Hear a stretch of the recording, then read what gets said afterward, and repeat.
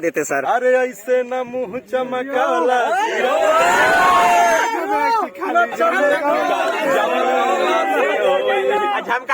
पवन सिंह के नाम के पीछे जो ताकत बा पवन हर गंगे में एक आपका गाना आया था सर, और वो आपका गाना बहुत ही पॉपुलर हो गया। झमकावला से होई पावर यहाँ से शुरू होला, यहाँ में आरा जिला घर बा तो कौना बात के डर बा। अरे कोई बोलता है हमसे कहाँ घर बा तो गर्व से बोलते हैं कि आरा जिला आरा जिला घर बा तो कौना बात के डर बा। रोशन सिंह विश्वास जी हैं, इन्होंने गाना लिखा। एक इवेंट भी हुआ था जो कि हर हर गंगे फिल्म अभी आया है, और सुबह 6 बजे से रात्रि 12 बजे तक हाउसफुल ये मूवी चल रहा है। कहता जना प्रमोशन करते हैं, लेकिन प्रमोशन भी नहीं हिट भी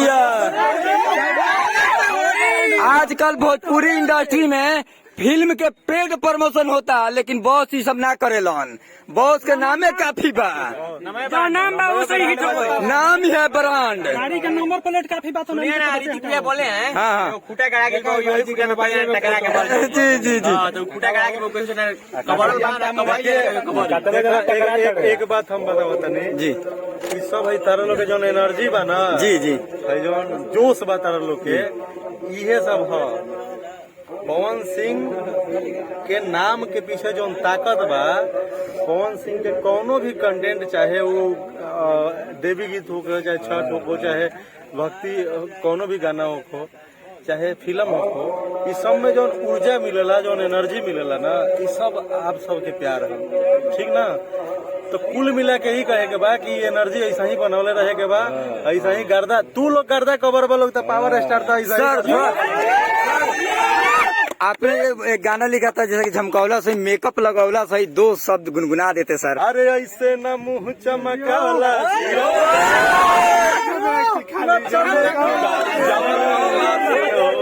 झमकावा चाहिए कितना जानी भैया के सुपर हिट डायलॉग है, ये पवन भैया के सुपर हिट डायलॉग है, जब ना के हम एगो गाना में तब्दील कैली जी। इस सबके जुबान पे बाई बा जी, लेकिन अब फिल्म में आयल बा हर हर गंगे में, तो और भी ज्यादा सुंदर लगा था और भी मजा होता। और जाते जाते हमारे ऑडियंस को क्या बोलना चाहेंगे? मिस्टर निशान चैनल का मेरा नाम है। हर हर गंगे को एकदम गर्दा उड़ा के देखते रहिए लोग। पवन भैया के जितने भी नए गाने अभी आ रहे हैं, छठ में लोकगीत आ रहे हैं, सब बड़ा बड़ा गाना। आज गाना है मौके दिखा दें से, आज 25 तारीख कल आएगा, कल 25 तारीख रिकॉर्ड से आवा था मह के दिखा में। हाँ वो गाना आवा था मह के दिखा दे। आप सब शिल्पी राज गए बड़ी विकी बॉक्स के म्यूजिक कहीं न कहीं आपका गाना लिखा हुआ तांडव मचा देता है। मेरा भी सबका देखिए, पावर स्टार जिस गाने को अपना आवाज देता है वो तांडव मचा देता है। ऐसा कुछ नहीं है, हम लोगों पे भैया का प्यार है, जो हम लोग का भी लिखा गाना वो गाते हैं, और ये प्यार हमेशा बना रहे। आज हम लोग सब लोग यहाँ पे हैं, ये भूमि पूजन हो रहा है, दिखाइए इधर देखिए भूमि पूजन। अभी भैया थोड़ी देर में आएंगे तो फिर माहौल बनेगा, फिर वीडियो बनाया जाएगा। ओके, थैंक यू। देख लिया ना गर्दा इंटरव्यू, रोशन जी विश्वास से इंटरव्यू दे चुके हैं। और अभी देख लीजिए पावर स्टार पवन सिंह का जो हवेली बनने वाला है, बहुत ही बड़ा है भाई। जितने इसको तारीफ किया जाए उतना ही कम है। देख सकते हैं बस कुछ ही देर में पावर स्टार पवन सिंह आ रहे हैं इस जन्मभूमि पे, और यहाँ पे पूजा होगा, और 1000 या 1500 किलो मिठाई आया है जो कि फैंस खाएंगे पूजा होने के बाद। और भाई चैनल पे नए तो चैनल को सब्सक्राइब करके रखिएगा और वीडियो को लाइक करिएगा। पावर स्टार पवन सिंह के फैन है तो वीडियो को शेयर जरूर करिएगा, और आपको हर अपडेट मैं देते रहूँगा। चैनल पे बने रहिए, क्योंकि देखिए अभी एक और इंटरव्यू चल रहा है। रोशन सिंह विश्वास जी हैं जो कि गानों के लिखा है। हर हर गंगे में एक गाना था झमकावला से होई, मतलब कि पावर स्टार का पावर दिख रहा है। देख सकते हैं, जो कि देख सकते हैं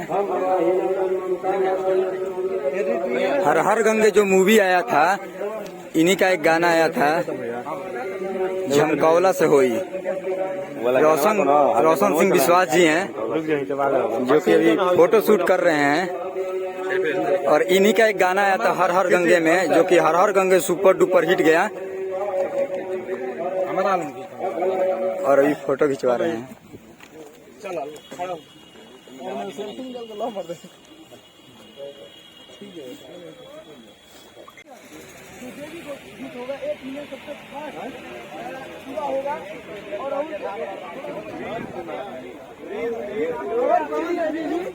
जो कि देख सकते हैं ये भूमि पूजन में पावर स्टार पवन सिंह बस कुछ ही देर में आ रहे हैं और भीड़ लगना स्टार्ट हो गया है।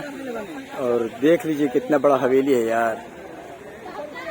अभी तक इसमें तो बहुत सारा पैसा खर्च हो चुका है। बहुत ही बड़ा हवेली है भाई, देख सकते हैं बहुत ही बड़ा हवेली है। और बस कुछ ही देर में पावर स्टार पवन भैया का आगमन होने वाला है।